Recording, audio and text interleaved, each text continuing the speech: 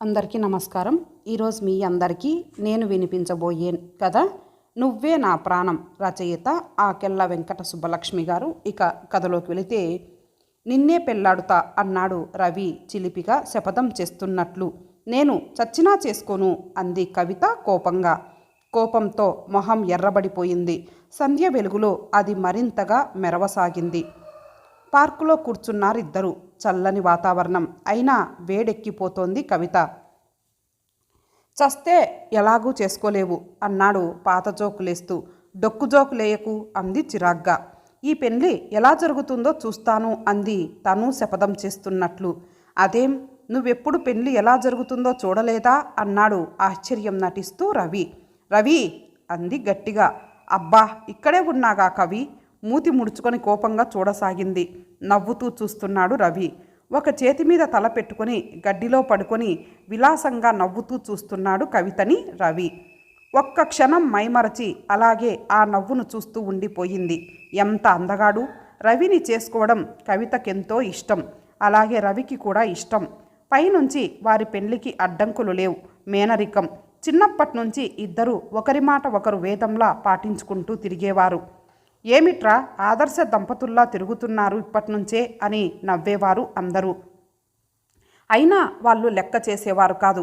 అలాంటిది కవిత అకస్మాత్తుగా రవిని పెళ్లి చేసుకోనని డిక్లేర్ చేసింది. ఎంత అడిగినా కారణం చెప్పలేదు. కవితని వదులుకోవడం రవికి కూడా ఇష్టం లేదు. అందుకే సాధ్యమైనంత వరకు నవ్వులాటతోనే తీసివేయాలని ప్రయత్నం. ఆ ప్రయత్నమే ఈ పార్కులో మీటింగ్. పోనీ కారణం చెప్పు, ఆలోచిస్తాను అన్నాడు రవి ఒక్క ఛాన్స్ ఇస్తున్నట్లు చిలిపిగా. రవిని తదేకంగా చూస్తున్న కవిత ఈ మాట వినగానే ఉలిక్కిపడింది. కారణం తను చెప్పినా ఎవరూ పట్టించుకోరు. అందుకే బ్లంటుగా చేసుకోనని మాత్రం చెప్తోంది. కానీ కవిత ఎంత ప్రతిఘటించినా లాభం లేకపోయింది. ఇరు ప్రక్కల వారికి రవికి అభ్యంతరం లేకపోవడంతో కవిత మాట పిల్లాటగా కొట్టిపారేశారు. పెళ్ళైతే ఎలాగూ ఇష్టమే కాబట్టి తనే సర్దుకుంటుందని అనుకున్నారు. ఇద్దరికీ ఎంతో ఘనంగా పెళ్లి చేశారు. అయితే కవిత మనసంతా కసితో నిండిపోయింది. అతనంత పంతంగా పెళ్లి చేసుకోవడంతో తను వద్దన్న కారణం ప్రక్కకి తోసి అతనిని సాధించడమే లక్ష్యంగా పెట్టుకుంది. ఆ రోజు మొదటి రాత్రి కవిత ఇష్టంతో ప్రమేయం లేకుండా అందాల బొమ్మలా అలంకరించారు. గదిలోకి తోశారు. బలవంతంగా తోశారు. తెల్లని పైజామా, సిల్కు లాల్చీతో ఎంతో అందంగా ఉన్నాడు రవి. అపరంజి బొమ్మల కవితని, ఆమె కళ్ళల్లో ఉన్న కసిని చూసి మనసులో నవ్వుకున్నాడు. ఆమెని గమనించనట్లు కొద్దిసేపు పేపరు చూసి లైట్ ఆర్పి పడుకున్నాడు. హతాసురాలయ్యింది కవిత. కళ్ళల్లో నీళ్లు తిరిగాయి. గదిలో ఇంటిమేట్ సెంటు వాసన, మల్లెల వాసన గుబాలిస్తూ ఇబ్బంది పెడుతున్నాయి. కవిత క్రోధంతో మండిపోతూ అలాగే నిలబడింది. ఇంతలో సన్నటి గురక వినబడసాగింది. హతాశురాలైంది. బయటకు పోదామంటే గొల్లెం వేశారు. మంచం మీద పడుకోవడం ఇష్టం లేక చాప వేసుకొని పడుకుంది. కళ్ళల్లో నీళ్లు కారసాగాయి. అలా ఎప్పుడు నిద్రపోయిందో తెలియదు. తలుపు చప్పుడు విని లేచింది. ఒక్క నిమిషం అయోమయంలో పడింది. వెంటనే గుర్తుకు వచ్చింది.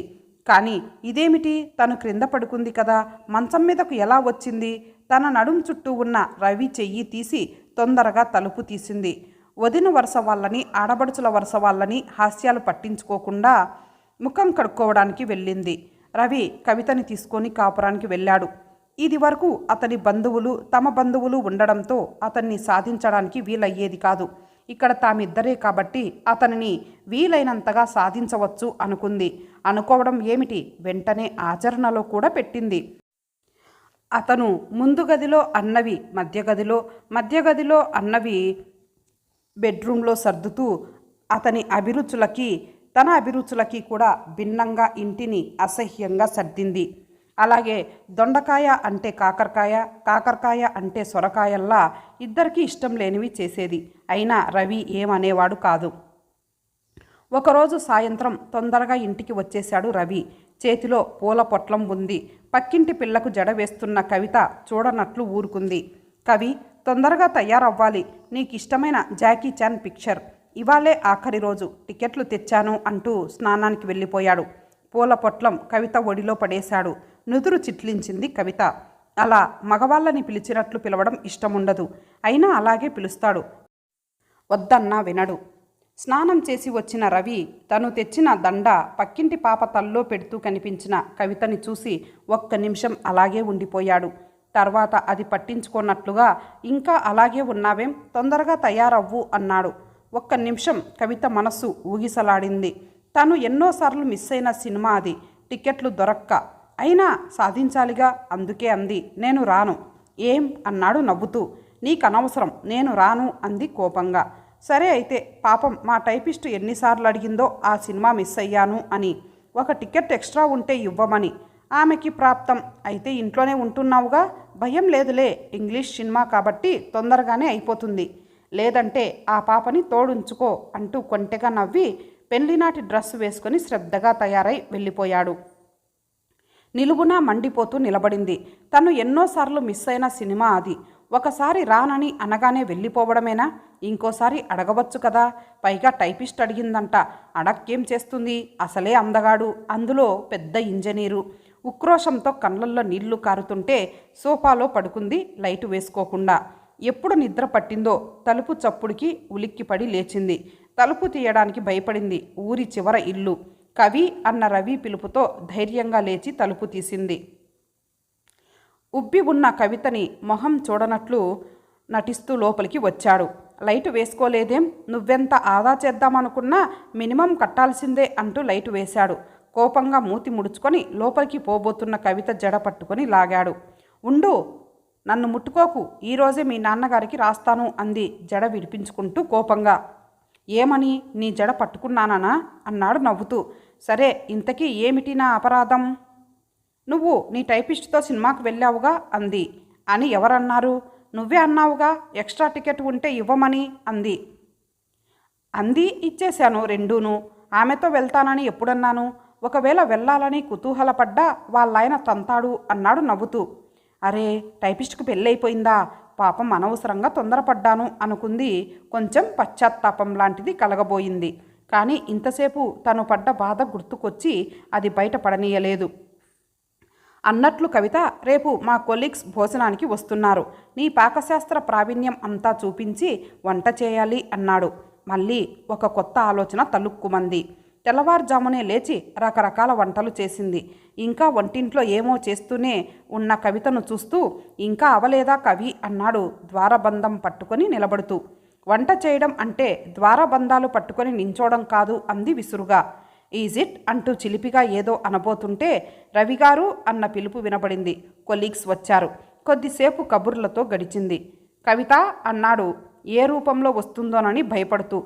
గులాబీ రంగు వెంకటగిరి జరీ చీరలో లేత గులాబీలా ఫ్రెష్గా కదిలి వచ్చిన కవితని చూసి మురిసిపోయాడు.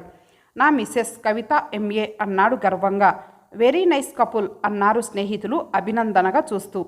భోజనానికి వస్తారా అంది మర్యాదగా కవిత. అలాగే లేవండి అన్నాడు రవి.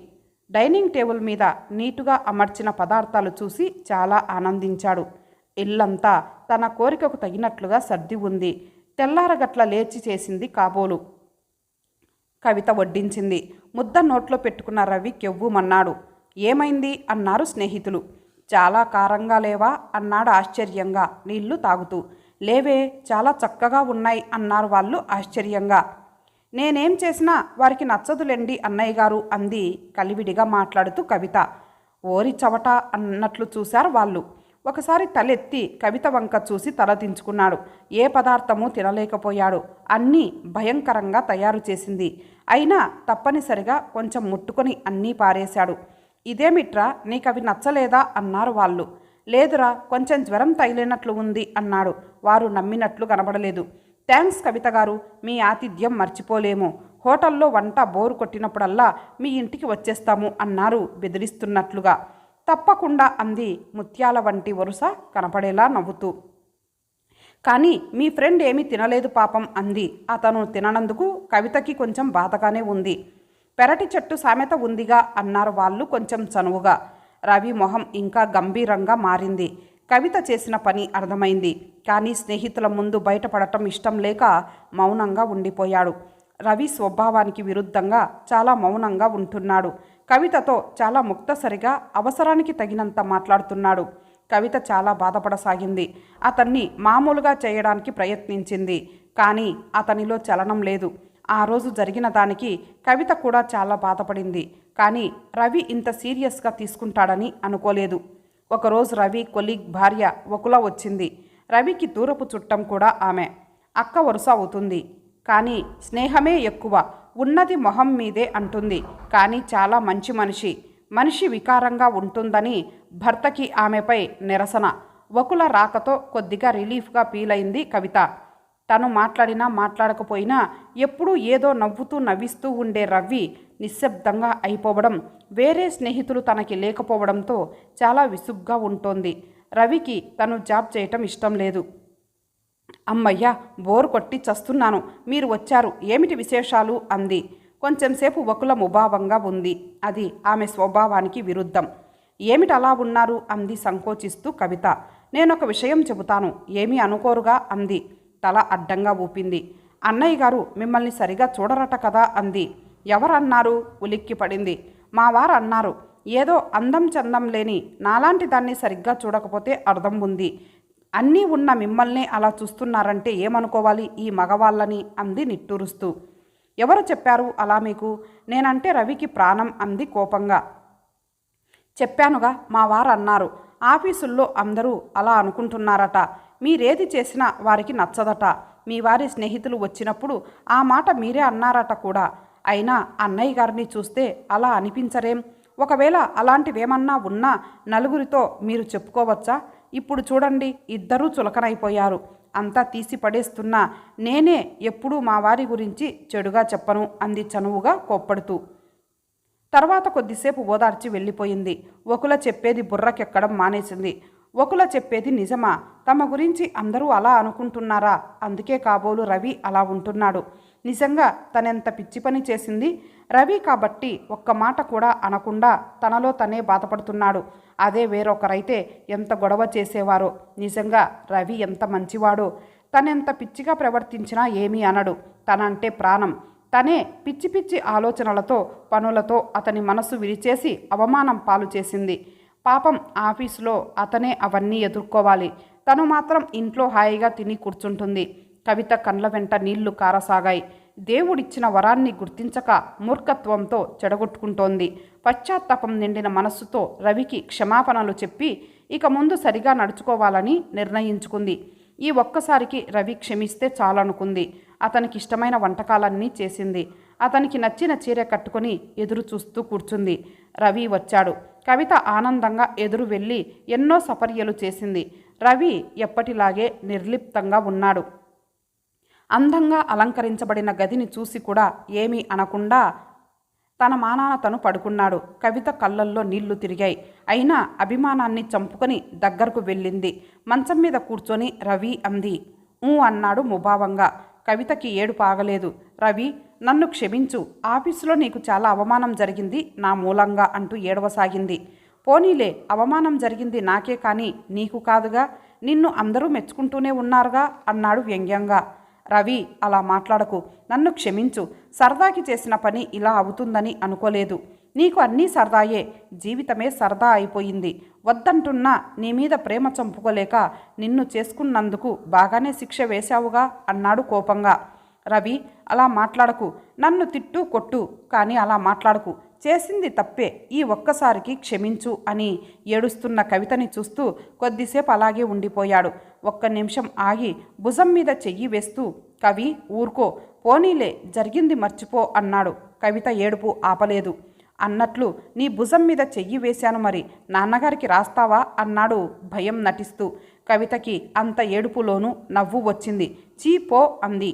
అయితే ఏమిటి ఈ అలంకరణంతా? మన మొదటి రాత్రి ఇదేనా అన్నాడు. కవిత మొహం ఎర్రబడింది. ఇక ఏడు పాపకపోతే నేను నిద్రపోతాను మరి. కవిత తలెత్తింది. గుడ్ అన్నాడు. అయితే కవిత, ఒక సందేహం.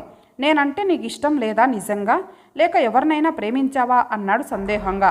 పో, నువ్వంటే ఇష్టం లేకపోవడం ఏంటి? నువ్వంటే ప్రాణం అంది గారంగా. మరి ఎందుకు వద్దన్నావు? మరేం లేదు.